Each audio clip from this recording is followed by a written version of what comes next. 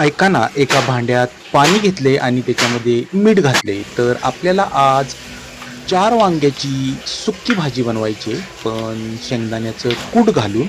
ही थोडी सुक्कीच बनवतात, ज्याला नुसत्या वाफेवर शिजवतात. पण मला जरासं उन्हाळा असल्यामुळं थोडंसं पाणीदार, थोडंसं असं रस्सा टाईप थोडं करायची इच्छा आहे.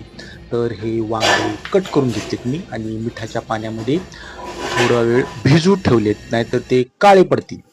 तर कढईमध्ये तेल तापलंय, त्याच्यामध्ये घातली फोडणी. फोडणीसाठी मोहरी, जिरे आणि कांदा, आलं लसूणची पेस्ट, टोमॅटो असं सगळं एक जीव करून घेणार आहे. गुलाबी रंगावर परतणार आहे. त्याच्यामध्ये घालणार आहे मी कढीपत्ता. कढीपत्ता घातल्यावर हे काय झालं, शेंगदाण्याचं कूट घेतलं होतं पण ते अचानक बुरा लागला होता. मग म्हटलं चला आता इन्स्टंट काय करायचं, तर शेंगदाणे घेतले, जरा स्वच्छ धुतले आणि त्याचं कूट केलं आणि कच्चंच टाकलं त्याच्यात.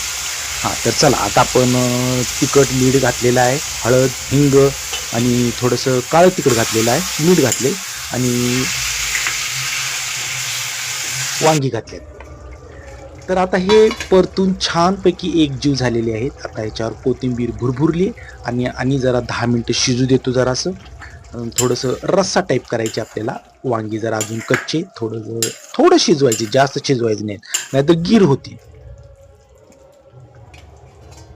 त्याचे झाकण ठेवतो आणि शिजवतो.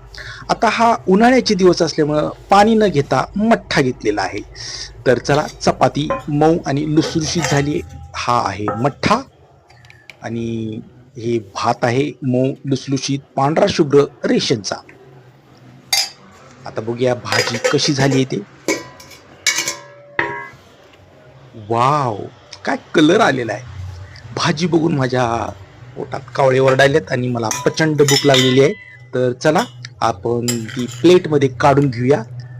ही सुक्कीच करतात, वाफेवर शिजवतात, पण मला जरासं थोडासा रस्सा पाहिजे होता, त्यामुळे मी थोडं रस्सा टाईप केलेली आहे. तर ही भाजी कशी झाली आहे मला कमेंटमध्ये सांगा. माझी भाजी बरोबर झाली की नाही ते सांगा. तर चला, मी आता जेवायला घेतो. या जेवायला सगळेजण. थँक्यू.